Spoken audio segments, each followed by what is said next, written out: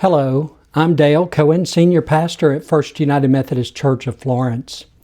This week in our Connected series, we're exploring what it means to be connected through trust. In the Beatitudes, Jesus offers us a very different picture of what blessing looks like. He doesn't describe flourishing as comfort, success, or control.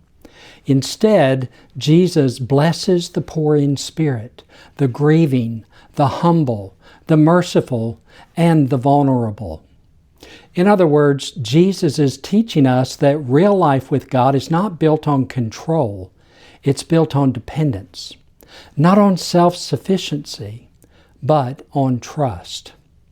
Trust grows when we allow Jesus to redefine what a good life actually means.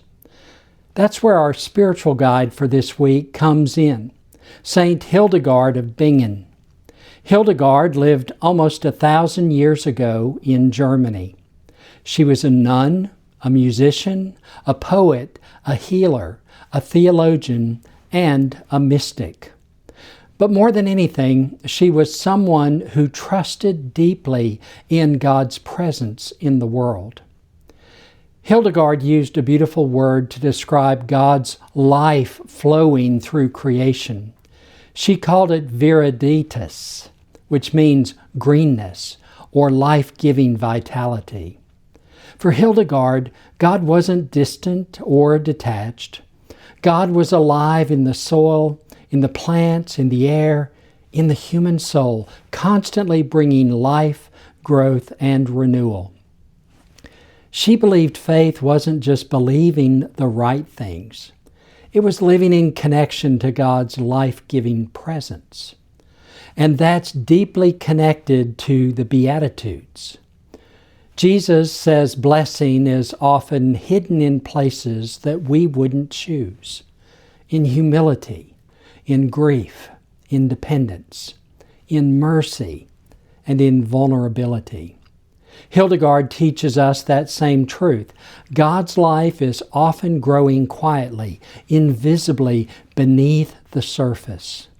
Trust means believing that God is still bringing life even when we can't see it clearly yet. So this week's spiritual practice is called Reframing Blessing. Each evening, take a few quiet minutes and ask yourself one simple question. Where did God's grace show up today in an unexpected place? Not necessarily in the big moments as we might expect, not even in the obvious wins, but in the quiet ones, especially in vulnerability, in humility, in weakness, in disappointment, in places that didn't feel like blessing at first. It might be a moment of kindness, a conversation that steadied you, a small sense of peace, unexpected support, a breath of calm in a hard day, a reminder that you weren't alone. Whatever it was, write it down. Name it. Notice it. Because trust grows when we learn to see grace differently.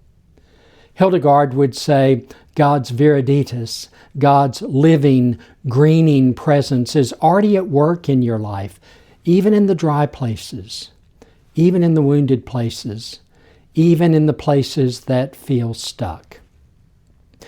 And Jesus says, "Blessed are you even here." This week we invite you not just to look for blessing, but to reframe it, to learn to trust that God is bringing life in ways that are quieter, deeper, and more faithful than we often expect. Because we're not connected to Jesus through control. We're connected through trust. I hope you have a good week, and I look forward to seeing you on Sunday. God bless you on your journey of connecting.